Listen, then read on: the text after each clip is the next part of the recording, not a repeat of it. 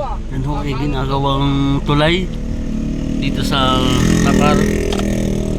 At ang ganda ho ng river na to. Ayan po ang dagat. Ngayon po meron kaming pupuntahan na 1 hectare na beachfront. Ito ho, kadugsong ng video na to. Sana yun yung tapusin. Dito po kami. At ang ganda ng river na to. Ito yung papunta po ng Aurora, Quezon. Nandito po tayo sa barangay ng Sablang. Ayan, lalapad po ng kalsadang ginagawa dito. 4 lanes na road. Yan. Dito naman kumipot na. Pero ongoing development po tayo. Pero habang hindi pa fully concrete ang mga road, kung gusto nyo po sa lugar na to, ay di ngayon po tayo mamili dito dahil mura pa ang mga presyohan yan. Pag po fully concrete ito, sigurado ho na dayuhin ang lugar nito dahil ang ganda ho ng mga beach at ang ganda ng view, may mga overlooking view. May mga kabahayan naman at ito po ay makipot pa yung road, pero nakita nyo naman ho yung tulay na ginagawa at talaga hong palalakihin ng mga kalsada dito. Yung playlist po natin ng kalsada, yung playlist po na ginawa natin, yung General Nakar, pag nabisit nyo po yung playlist nun dito sa ating YouTube channel, lahat po ng road na papunta kami dito ibinidyo ko at pwede nyo pong tingnan doon, i-view yung mga video natin at nandun ho makikita nyo kung gaano kalapad yung road na ginagawa. Saan yung may palayan? Saan ko pa rin naman ito? Sablang pa rin, barangay Sablang. Boundary ano yun? May palayan tayo. At yung right side po yan ay dagat. Ito ho yung palalawakin na road. Yun. May palayan tayong nadadaanan. Ito may barangay. Ito barangay hall. Aba, ang ganda ho ng barangay hall. May mga equipment. Dumagat! Dumagat kayo! Yung nakakalala yun. Makamit ko na. Oo. Ayan po ang beach. Ganda. Dire-diretso po tayo. Bahagya. Ito may school. Agad pitong school na. Makakilala mo naman yun. Kapatid niya eh. Kapatid baka mamaya hindi ay tayo doon. Highway. Hindi iwas yan. Dito kakain yan. Hindi bibirahin yan. Taga dito ka sa barangay na to? Oo. Kaya kahit tayo dyan mag-tent, pwede. Oo. Kasama din natin siya pag hindi tayo magtutulog-tulog. Dami naman tent tayo, Oo. Ayun po, dagat. Raptor, bade, Raptor. Raptor ang kailangan natin dito. Malaki na ulit Ganda. yan ang kasama. Malaki na ulit dito ang kalsada. Ito hong part na to, malaki na po uli ang road. Yan. Ay, yan. Maganda oh. Ito ho ay maganda oh. Wow. Yan. Sana kung mayroong ganyan ano. Ano?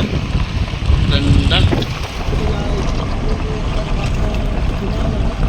Dali. Dagat na po yan. Ito po yung road oh. Ganito po kalawak yung road na gagawin dito. 4 lanes po yan. Kaya napaka-potential po. Ito pong mga gantong bits ang hinahanap natin oh. Ganda oh. Kung meron po kayong pero gasangan dun oh. Tingnan mo ba yung diesel ko? Ayan o. Tingnan ko, parang hindi lang nabawasan. Hindi nababawasan ano. Pero tumatakbo. Pero tipid siya. Wipe ang makina. Yan. Napakaganda nga rin itong bili ko nito. Ganda nga. Napakatipid sa diesel. Tipid sa diesel yan.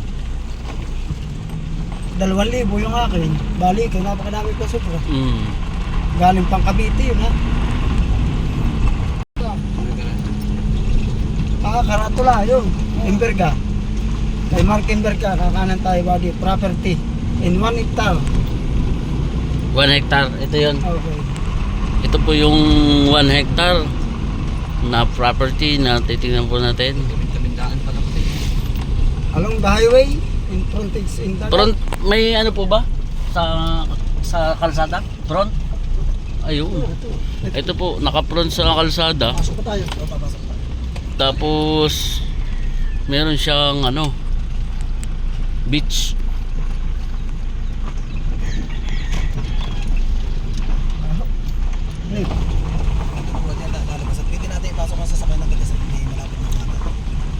Kakanan tayo? Ako yung hagip na pala yan eh. Ay di may mga bahay na po. May mga bahay na po. Kanan po ninyo. Kanan po ninyo. Kanan. Yan, baka doon. Yan, itong mismong tapat na ito. Dito mo na muna. Alin po? Kaliwa. Hindi, dito na tayo dagat. Ba, pasok ang sasakyan na. Ay, mga anak na yan. Aba, maganda nga. Aldous. Dito na po tayo. Ang ganda ho ng ating beach. Bato lang po ang mabato. Yan.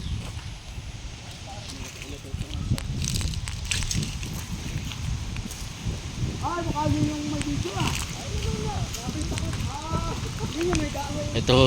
Itong mga niyugan na ito.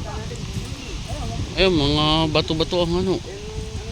Ito yung 1 hectare. Kasama sir yung may ano na yan. Bahay. Pataas po, kasama yung bundok ho na yun. 1 hektarya ho ay, ang maganda po nito, napagitan po siya ng kalsada, yung road na ginagawa, yung malapad. Andun pa ho sa ibabaw na yan. Kasi ito ho ang front. May mga niyog, may produkto po ito. Ang asking price po dito ay 500 pesos lang po. At yun ho ay sigurado, ini-negotiate pa ho natin. Negotiable ho yan. Titulado ho ito. Tingnan ho natin yung beach. Dahil 1 hektarya ho ito. At andito ho ang may-ari din. Maganda ho ito dahil ito na ho yung dagat. Pero ang ating pong dagat ay ganito ho. Makikita nyo naman na mabato. Hindi ho katulad ng iba na inaakala nyo na puro buhangin. Pero ito ho, magagawa ho natin itong pan-design. Ayan. Pwede tayo mag-recrap ng mga part ko na to.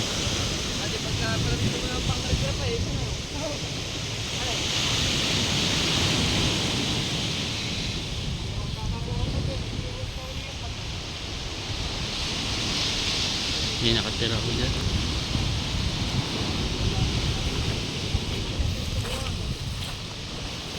Ay talaga hong dikit-dikit ang niyog dito. Yan po. Palibasa ho ang niyog talaga ay maganda sa malapit sa dagat. Yan.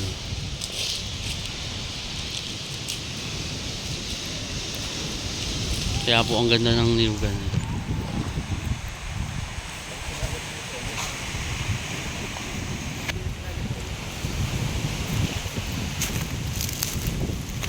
Yan, pasok po ang sasakyan.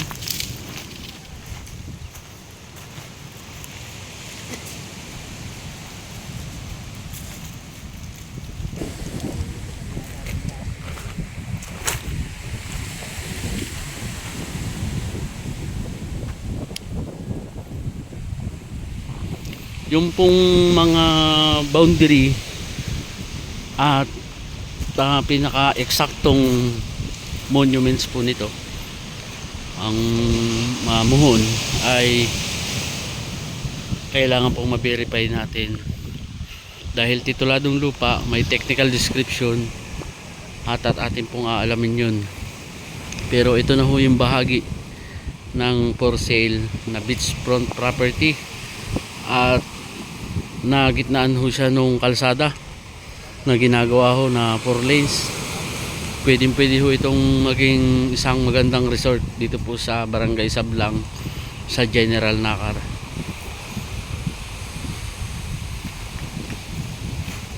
Doon po sa mga viewers at viewers po natin na hindi pa po nakasubscribe, pwede po kayo mag-subscribe sa aming channel para po sa mga susunod namin mga video ay ma-update po kayo. Click nyo rin po yung notification bell para po ma-notify po kayo.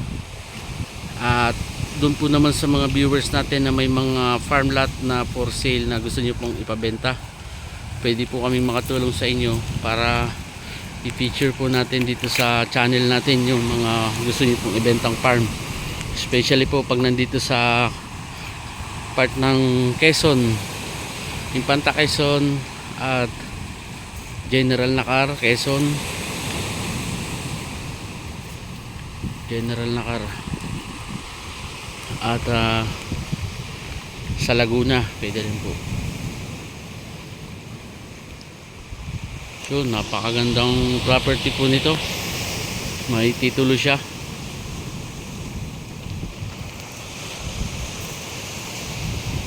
Yan po kami na ipapasok po yung sasakyan. Ang isa po sa nakikita kong gagandang lugar ay itong General Nakar dahil sa ginagawa pong 4 lanes na road. At yung pong road na yun, dire-diretso po na ang Aurora Quezon. Ito lang po yung maipapakita namin sa inyo ngayon. Ito ho yung beachfront at dahil 1 hektarya ho siya, aabot po siya doon sa kabilang bundok. May mga niyugan pa rin po doon.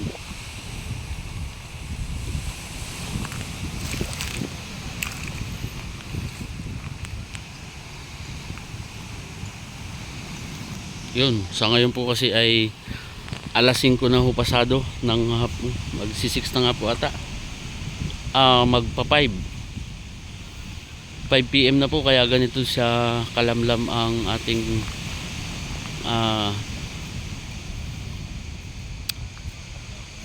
liwanag na ng ating video.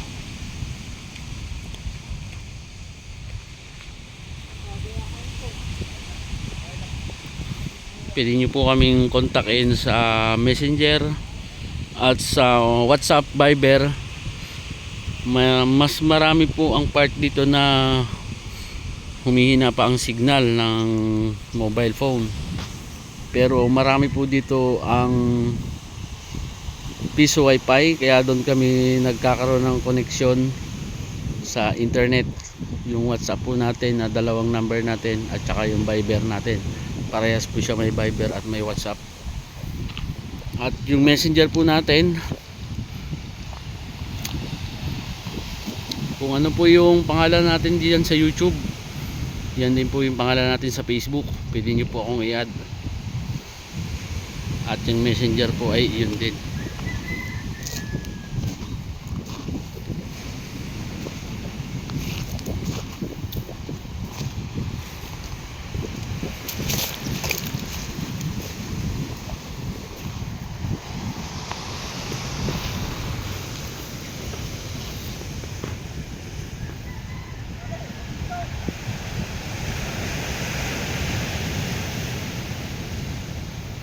Mga puting bato.